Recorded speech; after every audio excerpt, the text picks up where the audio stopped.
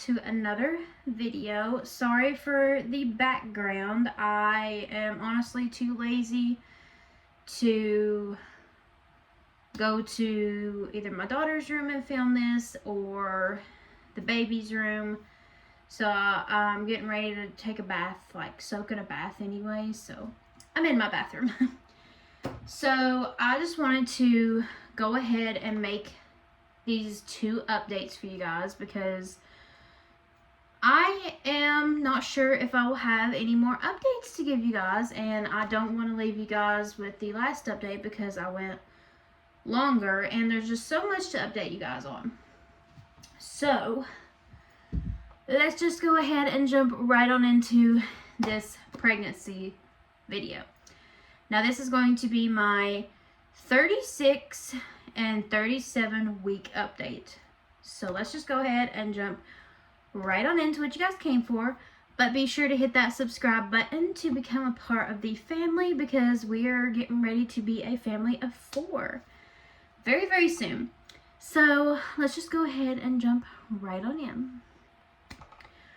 I also want to apologize for the very crappy lighting in my bathroom. So I apologize. I just don't feel like getting my ring light, bringing it in, finding the little box to plug into the wall that hooks into the ring light, you know, that kind of thing. But let's just go ahead and jump into these last 2 weeks that I have experienced. So, symptoms are pretty much the same.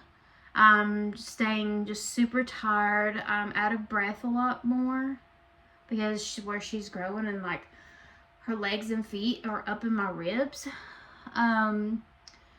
And I'm still suffering from round ligament pain, and I have extreme pelvic pain, like very, very badly. That is pretty much the only symptoms that I have though. So let's just jump into cravings. Now, the only different thing that I've craved was this thing I seen on TikTok. It's where you take shredded cheese and sprinkle some in a cooker and you let it crisp up, and then you put a pickle, like a circle pickle, like the hamburger pickle chips as they're called, I think. And you put it on top, and you can add more cheese on top if you want. Super, super good. I've been super obsessed with it. I had to have it every night before I went to sleep. And I have been craving lots of water still. Like tonight, I'm so thirsty, and I've drank so much water. Like, it is unreal. Sorry, I'm like breathing hard, but it's hard to breathe.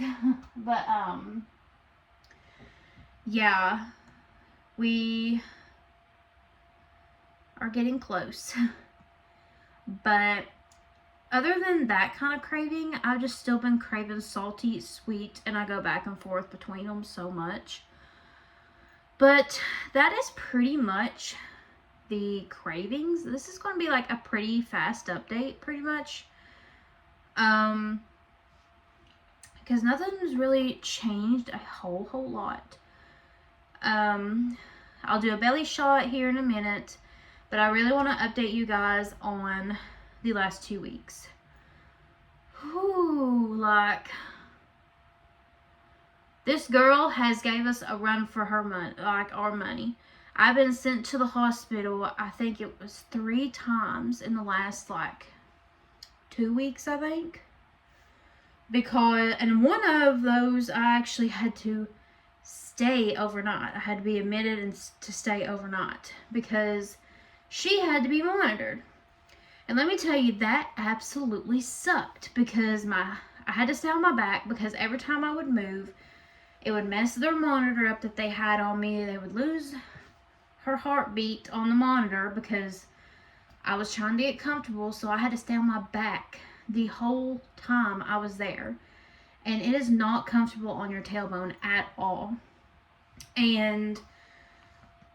But yeah, I've had to be sent to the hospital 2 or 3 times with this girl the last few weeks, because I do weekly NST testing, which is a stress test that they do on baby, which is monitoring her heart rate.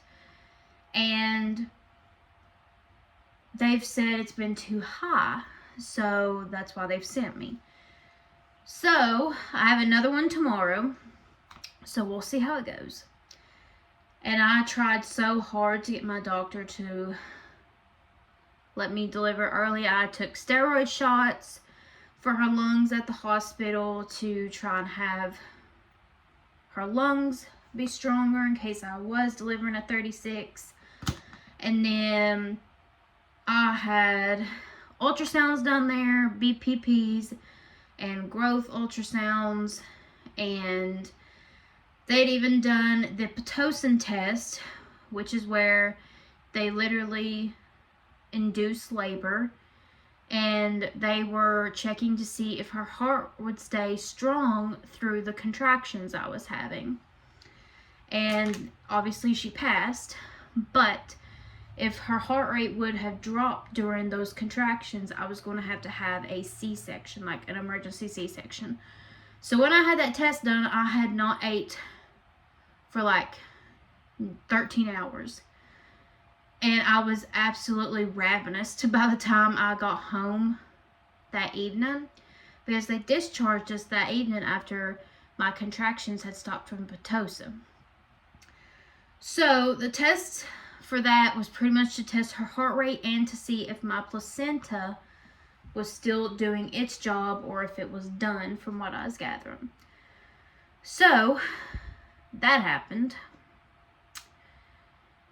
And then I was just sent last week back to the hospital. This is still part of like the 2 or 3 times that I had to go. But last Monday, I had to be sent back to the hospital. And where I live at, my hospital's like 41 minutes away. And it's quite a long drive. So it's exhausting in a way, and it's so much gas, because our car is a Jeep Liberty and it's got like a V6 in it, so it's not exactly cheap on gas, especially with these gas prices. So we put a lot of money in gas for all these trips to go and everything like that, and it's just been so frustrating. It's been emotionally, physically, and mentally draining, like no joke for me. That's probably why I look so bad still. Because the last few weeks, it just took a toll on me really, really badly. Especially mentally and physically. Like, oh. But we are okay. She's doing good. I did have a scare after the hospital, like the Pitocin test thing. Because obviously baby is supposed to have, I think it's 10 movements in 1 or 2 hour period or something like that. I think it's 1 hour. I can't remember, but they're supposed to move over 10 times, you know, and all that. Not kicks, but actually move. And there was a day that she hadn't moved at all, and it scared the life out of me, because obviously the hospital was also talking about, you know, like stillborns. Like, I'm sorry if that triggers anybody, but that's what the hospital was talking about and everything. So I was freaked plumb out because she wasn't moving. And finally, that evening, I was able to finally, like, jiggle my belly and push on her the right way. And she moved, and I literally bawled my eyes out because I was so scared and worried and just drained. And we think that baby girl was just exhausted from everything too that had happened, because she was on monitors all the time, and then like being monitored, and then the Pitocin test thing. So yeah, a lot has happened since the last time I updated you guys. And I'm not sure if I said this or not, my doctor said that I will be delivering no later than 38 weeks, which is this Friday that I'm 38 weeks. So either way, sometime this week we are having a baby. Now, depending on how tomorrow's test goes, I'd say will depend on when. We're hoping that it goes smoothly, but we're hoping though that if for some reason this test, like it has been the last 2 times, stresses this girl out and everything like that, we're hoping that we can just be induced and go ahead and have her, because I don't want to go to the hospital and be sent home and literally have to go right back again this week to have her sometime. It'd just be pointless. So that's what we think will happen. When I was checked at the hospital, I was 1 centimeter dilated, and I was like, I think 50% thinned or effaced or something. But those suck. Cervix checks suck very badly. They hurt, and I dread it because I get to look forward to it again. Yay. But it all depends on tomorrow's test, how it goes. So it can go one or two ways. We can either possibly have the baby early this week, or she can pass this NST tomorrow, and I actually talk to my doctor and have an actual appointment and see her and not just be sent to the hospital. Because the last 2 times, like I said, for my weekly NSTs, they have been horrible. I've had to be sent to the hospital. So, let's just hope it's different this time. We've got everything ready though. We've got hospital bags packed. We got her diaper bag situated. We got her car seat washed and situated. Got everything we need situated, pretty much. Besides, obviously, like phone chargers. I wanted to bring a fan with me because I like to burn up the last time when I was in the hospital staying overnight. It was so hot. But I don't know if I'll get that or not. But like I was saying, the only thing we haven't packed is like phone chargers, and obviously we're using those. But I did order us some 10-foot chargers. It's saying they're supposed to be here tomorrow, so we will see.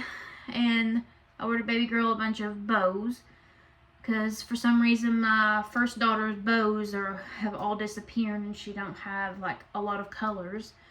So I just bought like a big pack of bows off of Amazon real cheap. I think it was like 30 bows for like $12 or something. They're like nylon bows or something. So yeah, hopefully that stuff comes tomorrow. But that is pretty much the update that I have for you guys.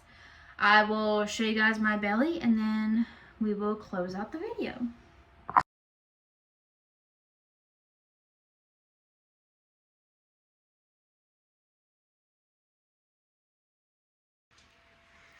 So that pretty much wraps up this video, guys. Sorry that was a whole lot and a little bit of talkative pace, but I'm super tired. I need to soak in a bath because my pelvic bone is absolutely killing me where her head's on it, and I need to get in the bed for my appointment tomorrow. So I thought I would end the video. Thank you guys so much for watching, and I will see you in the next video.